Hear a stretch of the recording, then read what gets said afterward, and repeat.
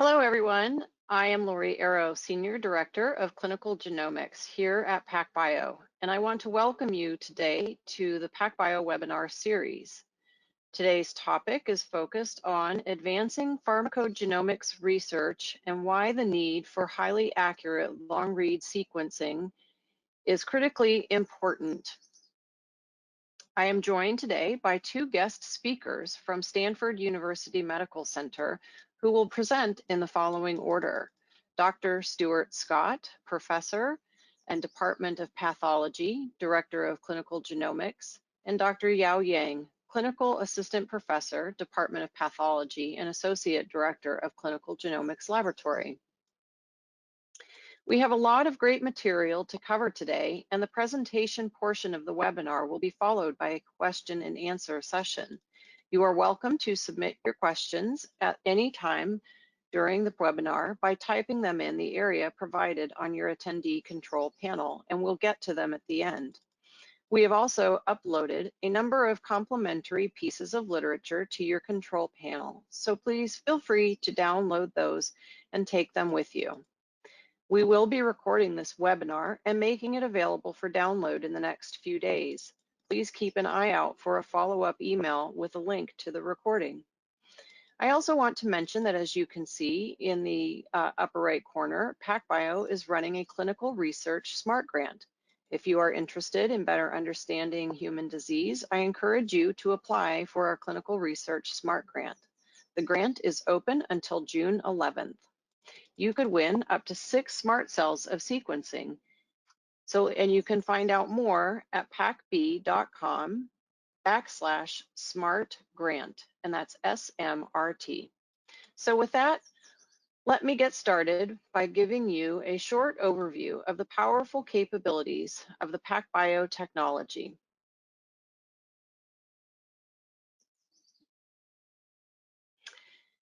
Welcome to the introduction of our HiFi sequencing.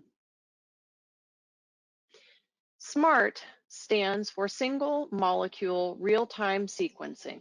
This technology gives the data unique strengths, including long read lengths that are highly accurate at a single molecule resolution.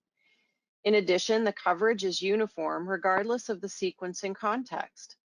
And whenever you sequence native DNA, meaning unamplified DNA, you can simultaneously detect epigenetic signatures without any additional sample preparation. You can sequence samples from any species as long as the final product is double-stranded. Once you have isolated the genomic DNA or RNA, you will ligate hairpinned adapters to each end of the fragment, which will form a SMART-Bell template. After sequencing primers are annealed, the sequencing polymerase combined to the SMART-Bell. The final sequencing library is then loaded on to the SQL system for sequencing, where each SMART-Bell will anneal to the bottom of the zero-mode waveguide or ZMW well. This feature enables capturing single molecules being sequenced in real time. The sequencing polymerase has strand displacing capability, so therefore it will open the linear SMART-Bell template to a circular structure and continue sequencing in a rolling circle fashion, which will enable sequencing of both the forward and the reverse strands. And it will continue sequencing around the SMART-Bell template until the sequencing run ends. This means that with every pass around the SMART-Bell, a consensus accuracy can be generated across the reads. The red dots seen here represent sequencing errors. However, because the errors are random, they can be washed out by increasing coverage. After just 3 passes, the consensus accuracy is 98%. A HiFi read consists of a minimum of 10 passes, which equals consensus accuracy of greater than 99.9%. HiFi reads mark a new paradigm in sequencing, which means you no longer need to choose between the read length and the accuracy. Historically, short reads have been known as highly accurate, whereas long reads have been known to provide longer read lengths, but at the cost of accuracy. Now, with HiFi, you no longer need to choose. You can get both long reads and highly accurate. Because this is single molecule sequencing technology, the sequencing data will have read length distribution, with most reads being around the 15 to 16 kb length for HiFi sequencing run. The median accuracy of the data is greater than 99.9%. This means that if you have a read that is about 19,820 base pairs long, you will only have about 8 errors in the read, indicated here in red. Therefore, this read is highly accurate at a Q value of 33. So what can you do with a HiFi read? Well, here's a few highlights for you. You can produce a platinum standard de novo assembly with high precision of all types of variants, whether it be SNVs, indels, or much larger structural variants. You can then phase these variants into their individual haplotypes to better understand how they correlate to one another.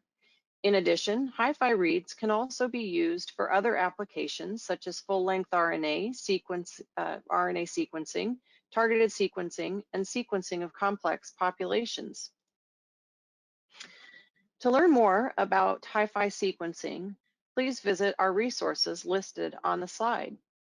Now I'd like to turn the table over to Dr. Stuart Scott, who will show how he is using HiFi sequencing in his work around the pharmacogenomics genes. So thanks very much, Lori, for the introduction and for the opportunity to speak today. It's a real pleasure. We've been doing pharmacogenomics research and other sequencing applications with pharmacogenomics over the last 5 years, and particularly using long-read sequencing, so it's a pleasure to be able to present some of that today. So as a bit of an outline for my talk this afternoon, I'll start with an overview of amplicon long-read sequencing, and then talk a little bit more about some of our recent work using a pharmacogenomic panel and an enrichment-based capture that enables long-read HiFi sequencing, and then end with some conclusions and future state and hand it over to my colleague Yao, who will be talking about bioinformatics.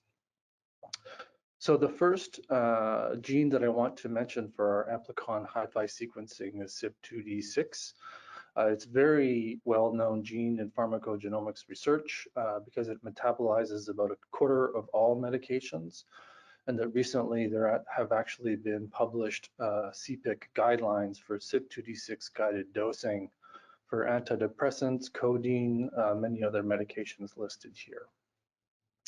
It's structurally very variable and very polymorphic, as there's over 140 different star allele haplotypes that have been cataloged, including deletion and duplication alleles, as well as tandem alleles and other gene conversions. And thankfully, those are cataloged at the PharmVar Consortium website listed here. So given the polymorphic nature of the gene, it's actually quite challenging to interrogate. And that's also due to the presence of neighboring pseudogenes, CYP2D7 and CYP2D8. So it really makes short-read sequencing and genotyping techniques very difficult. And so typically most of the technologies employ a long-range PCR to amplify the entire gene out of the region. So we can visualize that here by looking at the genome browser. This is chromosome 22. This is a 40 kb region across the CYP2D6 gene locus, as you can see here highlighted in the red box. And then right beside it are the two pseudogenes, CYP2D7 and CYP2D8. And all three of these gene copies, of course, overlap these segmental duplications that are highly homologous across all three genes, and they're over 97% similar in their sequence. This genome browser window also captures the database of structural variant data shown in the middle. So the red are deletions and the blue are duplications, again underscoring the structural polymorphism in the general population at this region.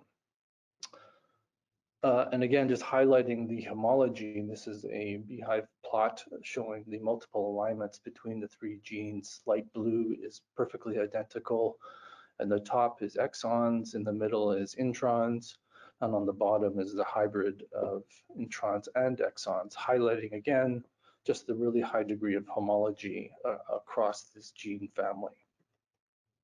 So in terms of interrogating CYP2D6 specifically, this has been an active area of research for many decades now. And we can look at what short read sequencing looks like in this region by looking at these IGV images. So on the top left is whole genome sequencing. As we could see, what we'd expect would be semi-uniform coverage across this region, both from the 1000 Genome Project plus our own internal sequencing. And then on the third row is whole exome sequencing, again, which would be specifically targeting 2D6 and most likely trying to avoid the pseudogenes. And below that is a custom capture reagent platform called PGRN-seq, which also is specifically targeting CYP2D6. And I highlight that because all of the sequencing we see here that gets aligned to the pseudogenes, given these are custom capture libraries, this is actually misaligned sequencing data. And so either there was an error in the capture pulling down the pseudogenes mistakenly, or if there was a specific capture of CYP2D6 bioinformatically, there could be a misalignment to the pseudogenes. But either way, that causes a problem in variant calling because there could be skewed allele fractions within the actual true CYP2D6 gene copy. So this conceptually is what really drove our interest into identifying a method that could specifically interrogate CYP2D6 without getting contamination from the pseudogenes. And that's what first took us to smart sequencing with PacBio platform just over 5 years ago, as shown here. Using long-range PCR and amplicon sequencing, we could very precisely interrogate the CYP2D6 region without any misalignment to the neighboring pseudogenes. And so the actual overview of the method is pretty straightforward. Because the gene is only 5 kb, we can do a long-range PCR to amplify the entire copy. We barcode those each end of the oligo or amplicon. We subject it to smart sequencing, and we can even do variant calling and read-based phasing at this stage. And this was about 5 years ago.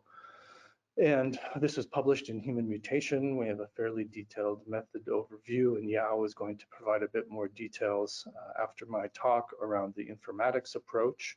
But just to highlight that this was initially implemented on the RS2 instrument from PacBio. We were pooling about 16 samples per cell at the time, and we were looking at the CCS, or now called HiFi reads, but we would also include the subreads at that time. And we built our own GATK-based pipeline with an error correction tool for variant calling. And then one of the, I think, the highlights of this work was to be able to actually specifically sequence duplicated allele copies of CYP2D6. So as the platforms and the chemistry improved with PacBio, we continued to assess both. And so with the sequel instrument, that enabled much higher throughput sequencing. And so also employing the HiFi reads. So looking at triplicate sequencing of replicate samples, the variant calling and haplotype concordance was very precise at 100% accuracy and precision. And then looking at, again, underscoring the value of the phasing. And so this is a single sample that has over 15 heterozygous variants across the CYP2D6 gene.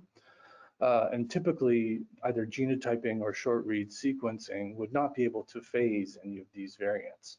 But through long read sequencing, we're able to very cleanly see that one of the copies is a normal star 1 sequence, whereas the other chromosome carries all of the heterozygous variants in this case. And so we did a study that looked at 96 samples and compared the long read sequencing results to targeted genotyping results that we had with a very comprehensive genotyping panel. And what we found was excellent concordance. However, about 10% of all haplotypes were actually discordant from genotyping. And at first we were concerned about that, but when we looked closer at the results, what we realized is that actually these were not incorrect haplotypes. These were actually novel or revised haplotypes compared to those determined by targeted genotyping. Again, underscoring the value for discovery using long-read smart sequencing for CYP2D6. Another application for CYP2D6 sequencing is with a collaboration with Jun Yang from St. Jude, who had a very interesting cohort from Guatemala that he was studying for genome-wide association studies. And so we partnered together to take this unique population and subject them to long-read smart sequencing for CYP2D6. They also already had copy number data by qPCR and MLPA, as well as Illumina genome genotyping profiling data to determine the ancestry. And so this is a very unique population that has approximately 80% Native American ancestry. And interestingly, long-read sequencing identified a few very rare star alleles that have very infrequently been previously reported, star 53 and star 82. But importantly, we also discovered 4 novel sequence variants that have yet to be cataloged by PharmVar and have yet to have their own star allele adjudication. This manuscript is in preparation. And so the other amplicon target that I wanted to mention that we just recently published was SLC6A4. And so this is another important pharmacogene which mediates serotonin reuptake. And so this is actually the target for antidepressant therapy with the SSRIs as it regulates serotonin signaling.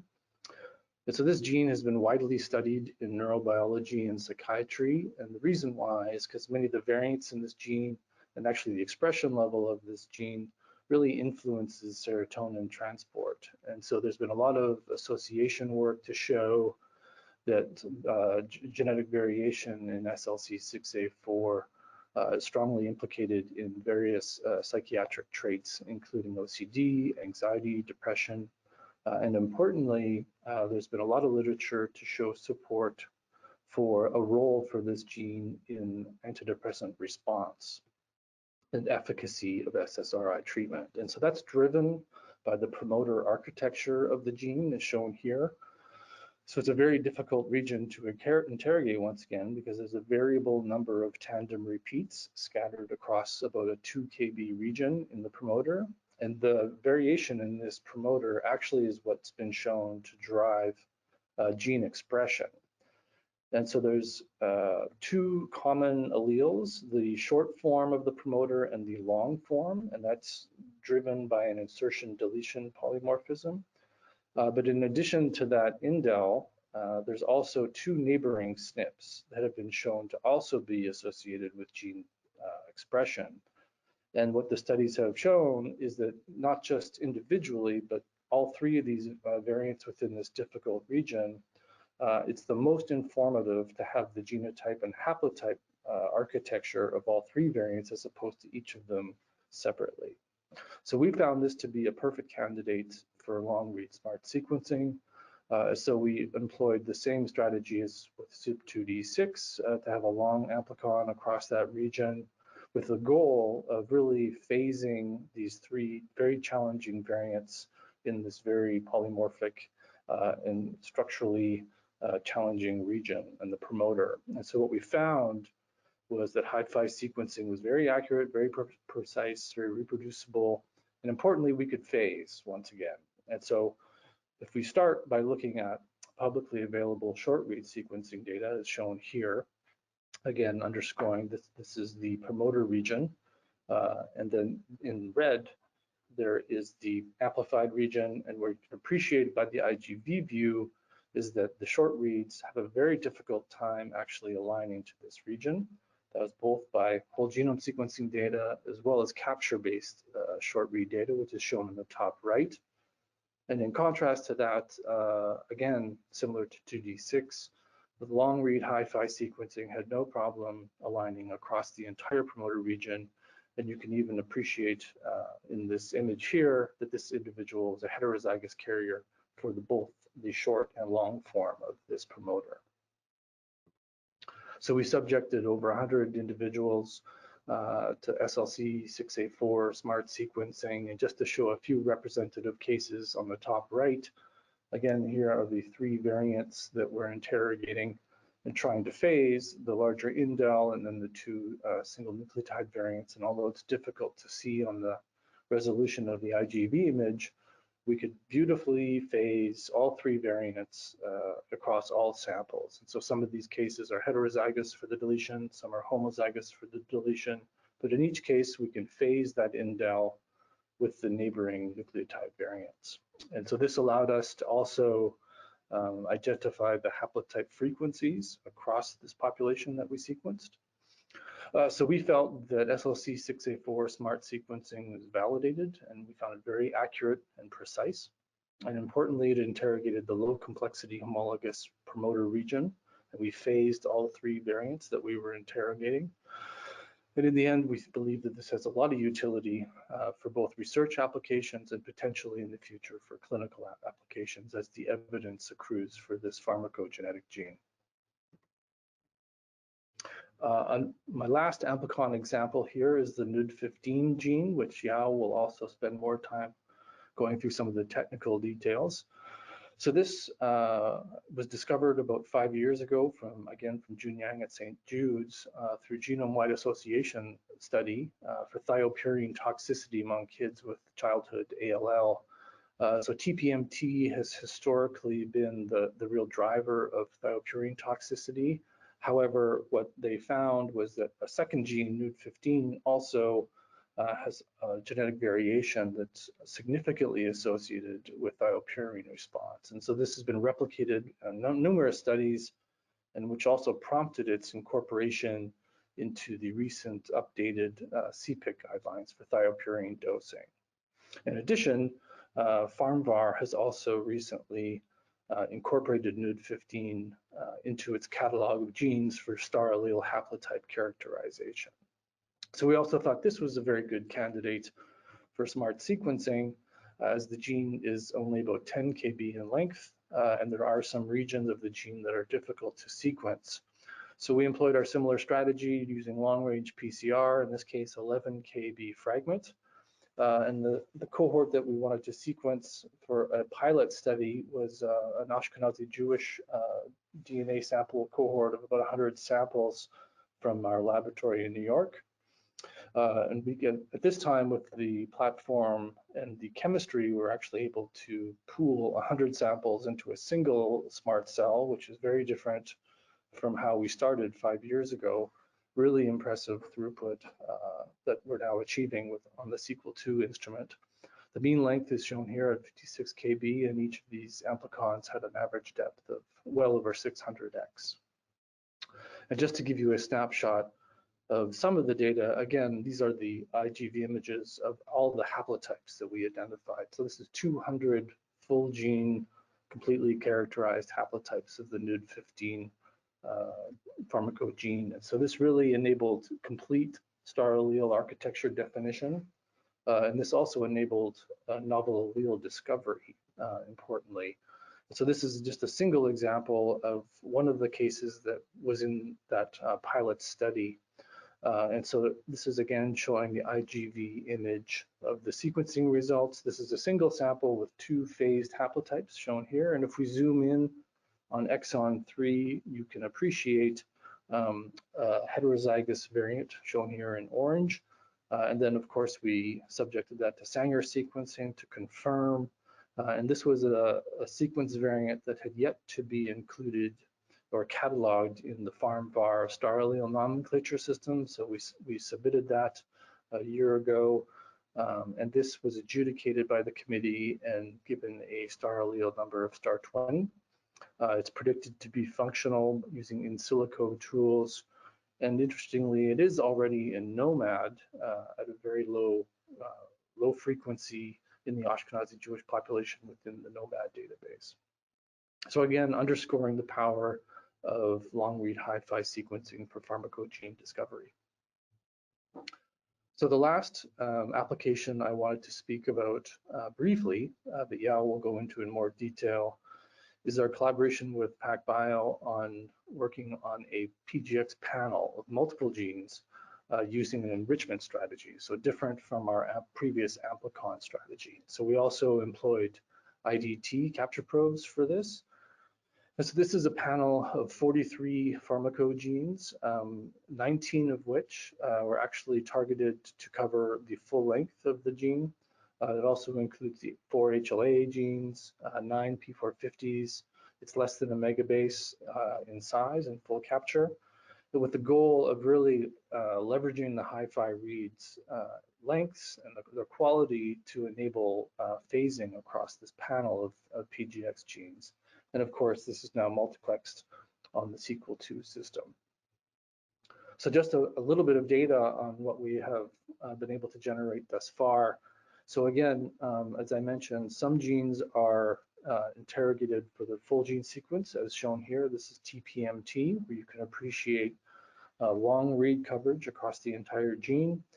And there's some other additional markers in the panel where we're actually only looking for a single variant. So this is the OPRD1 gene, where we really only wanted to know the genotype of a single region in the gene as shown here. But again, really impressive preliminary results because as we had hoped, we're really able to phase full gene haplotypes across this panel of pharmacogenes. And this is an example of CYP2B6 shown on the bottom left. That's a single sample with the reads phased to enable that full gene characterization that previously was not possible with short read or targeted genotyping platforms. Just to highlight CYP2D6 and come back full circle to the first gene we mentioned, we were a little concerned as to how enrichment sequencing would work with CYP2D6. So we have some results to show and support this product for CYP2D6 interrogation as shown here. So these are two samples, 1,000 genome samples, HG185 and HG246. So we already know the genotypes of these from previous work through targeted genotyping and short read sequencing. And so by looking at IGV, we have both haplotype star2 and star4 defined within IGV. And again, through the phasing, variant calling and phasing effort, and by enrichment sequencing, we're actually able to perfectly characterize the diplotypes of these two samples that are positive control samples. And as I mentioned before, there's also structural variation at the CYP2D6 locus, which was also something we wanted to make sure we were measuring and assessing and evaluating with this enrichment panel. And so this is HG00276, which we know is heterozygous for star4 haplotype, as shown in the middle, but also is heterozygous for star5, which is a full gene deletion. And we were really excited to see that actually we were able to visualize the heterozygous deletion across the entire CYP2D6 gene using enrichment-based sequencing, which was, again, really supporting the utility of this approach and the utility of this panel for pharmacogenomic sequencing. So I'll end with just a few conclusions, but also just highlighting the need for star allele translation. So I think we've done a really good job at doing variant calling for both small variants as well as structural variants. But again, parsing these data and transposing them into the star allele system is an active area of research. And thankfully, some of the tools that are currently available are shown here to help us to translate those variant calls into star allele haplotypes. So in conclusion, long-read amplicon HiFi sequencing enables highly accurate and phased variant detection across clinically significant pharmacogenomic genes. I've provided a few examples here. In addition, long-read enrichment-based pharmacogenomic panel HiFi sequencing enables high-throughput full gene diplotype characterization. And I think that has great utility for novel allele discovery and potentially even for pharmacogenomic screening. And the interpretation of pharmacogenomic long-read sequencing results requires automated haplotype diplotype calling and computational infrastructure, and that Yao will speak a bit about that next. But thankfully, there's pipelines that are available, and these best practices are really still an evolving area of research now. So thank you again for the opportunity to speak today. I just wanted to acknowledge a lot of the collaborators and colleagues that have worked with smart sequencing over the last few years. Some of the notable ones are in bold that have really contributed directly to the work that I've just presented. So thank you again, and from here, I will hand it over to my colleague, Dr. Yao Yang. Thank you, Stuart, and thank you, Laurie, for the introduction at the beginning. It's my great pleasure to be here to talk about our pharmacogenomics studies using long-read sequencing. Stuart just gave a great overview of our long-read sequencing-based pharmacogenomics research. I will try to focus on sequencing data and how do we use bioinformatics tools to analyze them. The PGX research community is already aware that some PGX genes are quite difficult to be analyzed using short-read sequencing and genotyping technologies. The mapability track in green in snapshot of 4 PGX genes from UCSC Genome Browser shows that low mapability regions are widely distributed across these pharmacogenomics genes. Low mapability means sequence can match more than one location in the genome. It causes problem in proper design, enrichment efficiency and specificity, as well as alignment analysis and variance calling. If we take a closer look at CYP26 gene, we will find that most exons have low mapability. This is due to the reasons Stuart just mentioned, CYP27 and CYP28. The pseudogenes are highly homologous to CYP26. Short-read sequencing coverage plot highlights how mapability affects the quality of sequencing. Exons with low mapability have lower coverage than those that have high mapability. Some of them even have only partial coverage. This explains why some PGX genes are difficult with short-read sequencing. In 2016, we published our paper using PacBio IS2 to do 4-gene sequencing of CYP26. Stuart already introduced the details of the study design. I'm not going to repeat it.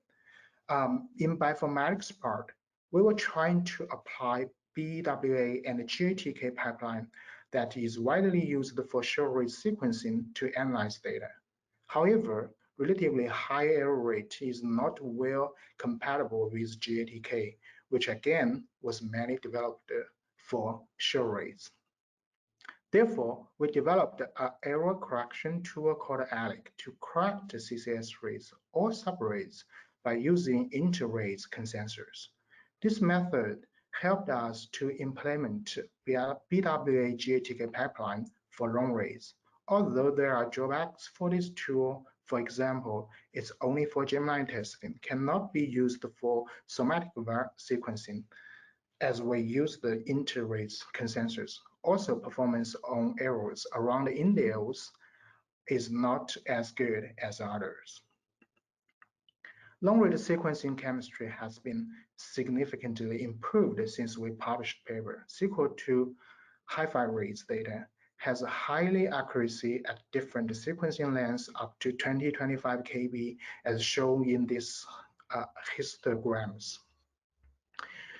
The high accurate HiFi reads can be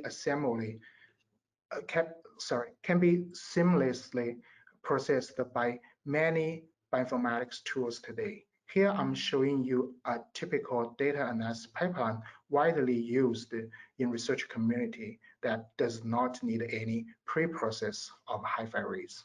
It employs a PBMM2 for alignment, deep variant for variance calling, and WhatsApp for variant facing. As Stuart mentioned in application session, Newt 15 is 11 kb, which makes it a great candidate that can be sequenced using HiFi reads. The CpG island covering exon 1 of the gene and the repeat markers across the gene make it sometimes challenging for other technologies. We sequenced the NUC15 with amplicon long-read sequencing and analyzed the data without any additional correction processing. Triplicate sequencing of a reference sample resulted in 100% concordance in variant and haplotype, which indicates that the great reproducibility of variants calling and fishing using long reads.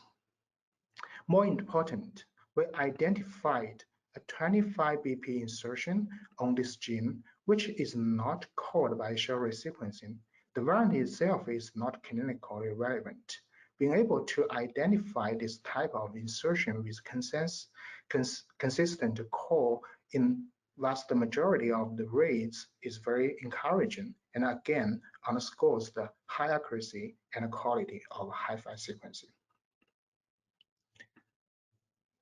This case also has a new variant identified, different from last one. The new variant changed the interpretation of metabolism phenotype of this individual. PacBio sequencing identified a 6 BP deletion in exon 1. Again, it is missed by short-read sequencing, whole genome sequencing due to lack of coverage. More important, all variants in the gene can be faced using long reads. According to the short-read sequencing, the individual has a diplotype of star1, which is a normal allele, star2, which is a non-functional allele. The individual is therefore an intermediate metabolizer. However, according to long-read sequencing, the diplotype is star2 and star9, which are both non-functional allele. The individual is therefore a poor metabolizer. The clinical interpretation and the recommendation are apparently different for these two types of metabolizer. This case underscores the clinical utility of long-read sequencing in terms of variants discovery and diplotype refining.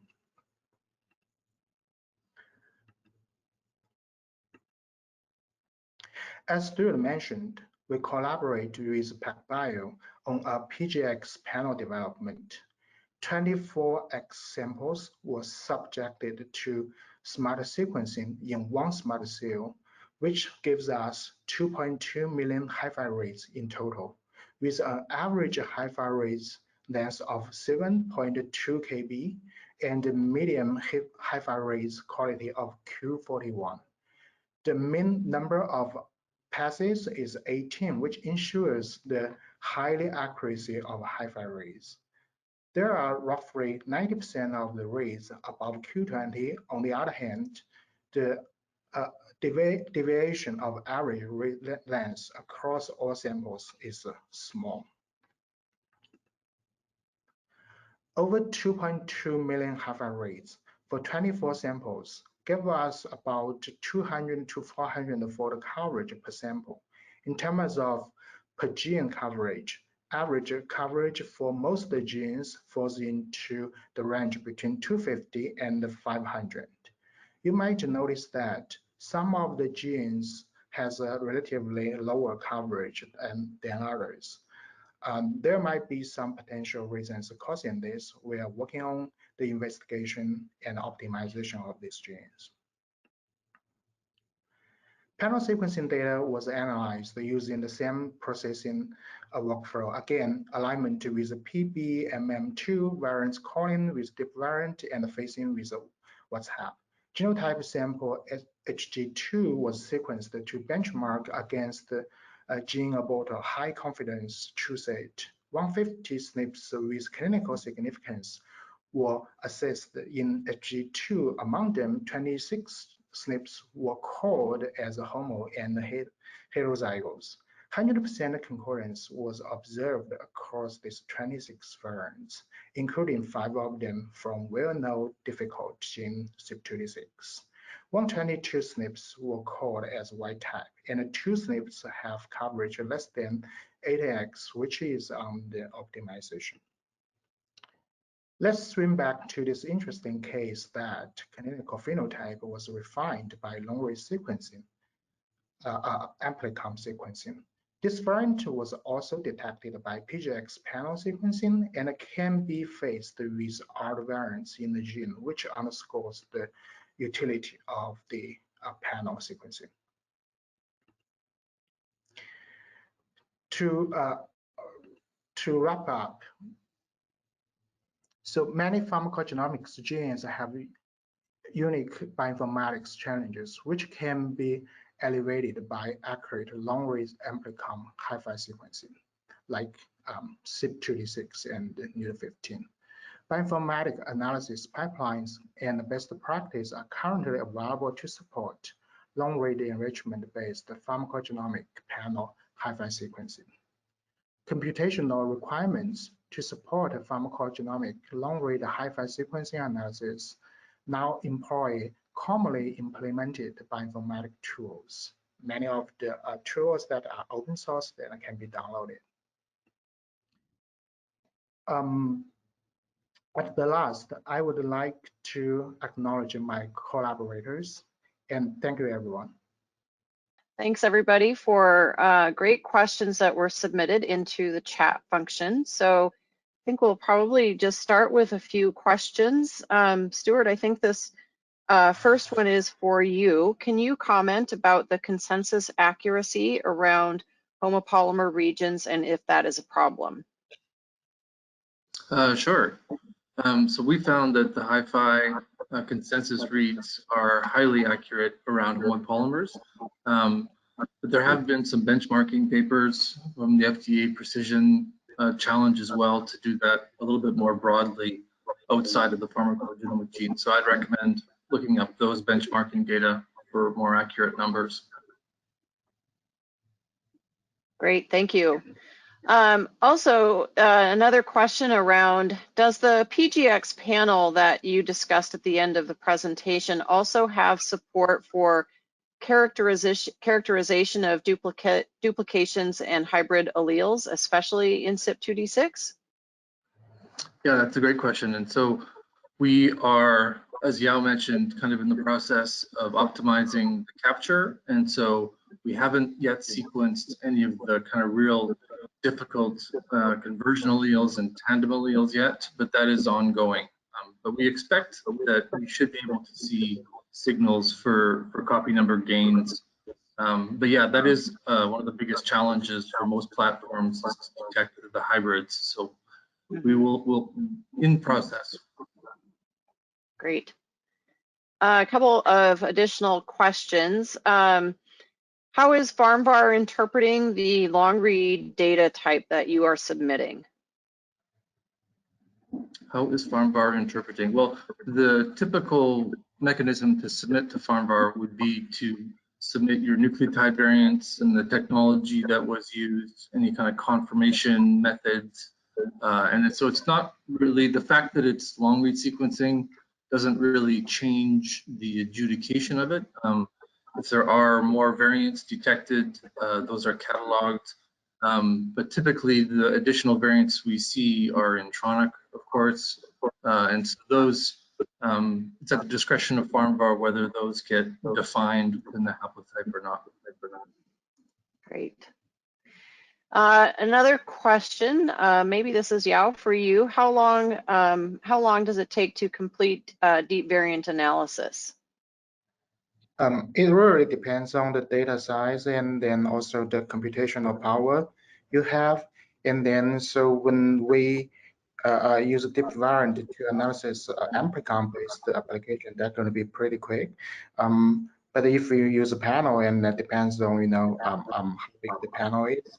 And overall, I think it's still acceptable in terms of the efficiency. Great, thank you. All right, could you comment on how to analyze HiFi corresponding to hybrid alleles and how they align to the reference genome? I think that's similar to the previous question. Yeah. So we're still kind of sequencing some of the challenging hybrid alleles and assessing the performance of the capture base. But going back to the amplicon based, for that effort, we certainly did sequence challenging reference materials that had tandems and duplications as well as conversion alleles. And for that, we were able to accurately characterize them because we were leveraging previously published primers that actually enable us to specifically amplify duplicated copies. And so we could also amplify converted alleles. So that approach, we would do multiple long-range PCR reactions for each sample to assess if they had any of those structurally unique alleles, and then we would subject them to amplicon HiFi sequencing independently. And putting that data together allowed us to accurately characterize the tandems. Great. Looks like we have a couple of more questions that are coming in. Let's see. Could you comment on the cost effectiveness of PacBio versus existing technologies for these PGX analyses? Sure, and Lori, you could probably comment on it as well too, but I guess the one thing I would say is given the increase in throughput, it can be very cost effective, but that is kind of driven by how many samples you're sequencing. So it's much more cost effective if you're doing a more high throughput volume. Yeah, no, and I would agree with that. In our analysis of the existing technologies out there, the PacBio solution, whether it's on a single gene or on a panel approach, is very cost competitive to the other technologies that are available right now. And then, of course, I'll add that we get a lot more information that both Dr. Scott and Dr. Yang have shared here today. Okay, so I think there's a couple more questions in here. How do you determine star allele computationally after what comes next? Which tools and pipeline did you use? I think that's still in assessment, and as still showed in last slides about the tools that we have, and we are still testing them, and then currently we don't have decide which one we will go. Okay, great. Okay, and one other additional question on limitations to the size of the panel that you had talked about, Stuart. Is there additional genes that you would consider, or are there any size limitations? Yeah, that's a great question. So we, in terms of like the design of it, we had a little bit of a team to review evidence, and this was a partnership. And so the content was driven by kind of clinically significant pharmacogenomic genes from CPIC, but also including some of the FDA table genes. And so we landed on the size of panel that we did, that's less than a megabase. And that's the intent was for kind of research applications, but potentially future clinical use. However, certainly you could add more content for your application. That's just going to have a downstream effect of how many samples you could pool to get the desired depth of coverage. Great. Okay. So when selecting star types for CYP alleles, do you weight impact higher than the number of shared common core variants, for example, newer alleles with superset or other core allele variants, but no known impact factor as yet?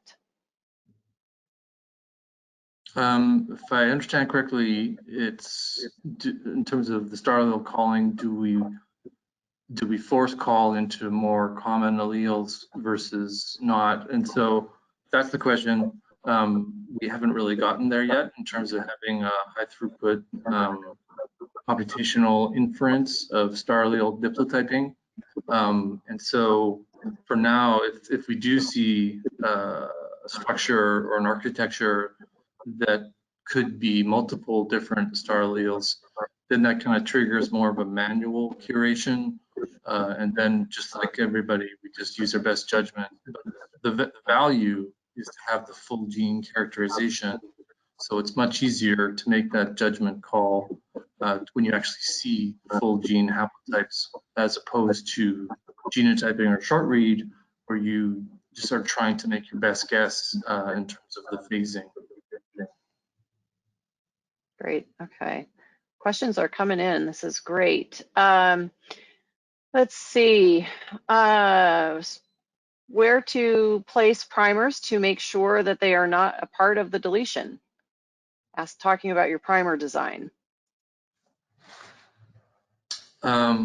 Sure, yeah, and so that's a good, for the amplicon sequencing, we were using published primers. There's a lot of different sets out there from Interrogation, so we leveraged those. But yeah, there's always the risk that there's going to be a structural change that is going to mess with that. But we found, using the combination of primer sets that we had, that we were pretty consistent being able to detect the star 5 deletion. And for the nice thing about the enrichment panel is that kind of goes away by doing the kind of agnostic enrichment. Well, and along that line then, with the enrichment strategy, which enrichment strategy, specifically protocol, do you use for the PGX panel when using HiFi reads? So this was an IGT-based capture, and actually this was done with PacBio, and so I'm not sure of if they publicized the protocol yet or not. But I think it's their standard. I can't answer that either, but we can put it on our list of follow-up questions to follow up with the audience. Yeah, it's a good question, because there's a lot of effort around the enrichment protocol for long-read sequencing, because that's relatively new, I think. And so we did spend a little bit of time evaluating them, but the PacBio protocol worked very well. Okay, let's see. All right, one last question that has popped in. Was there, on the single gene examples that were shown, is there a limitation to the size of the amplicon that you were able to work? You mentioned an 11 kb amplicon. Were you able to get amplicons of larger sizes than that? We did. I'll let Yao speak about it too, but we've also done some Mendelian disease gene sequencing, and we went up to 20 kb. However, the challenge there is the long-range PCR, and so the longer you go, the higher risk of PCR errors. And maybe Yao, did you want to speak to that?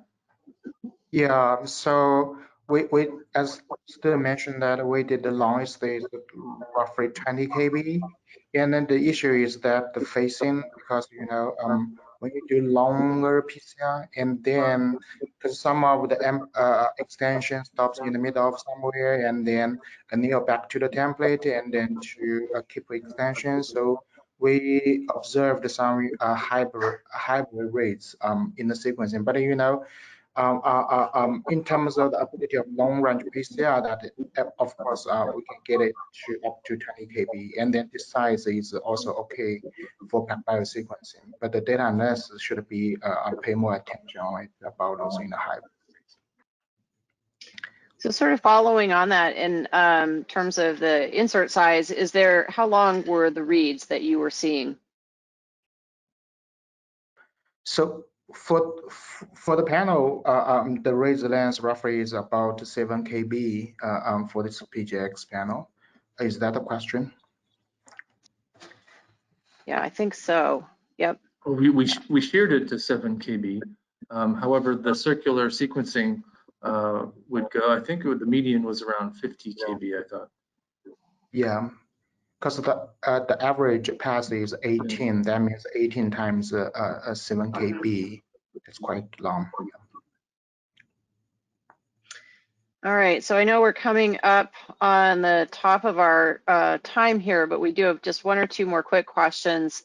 Does your panel show coverage drops over difficult regions like GC-rich regions, typical of some of these genes?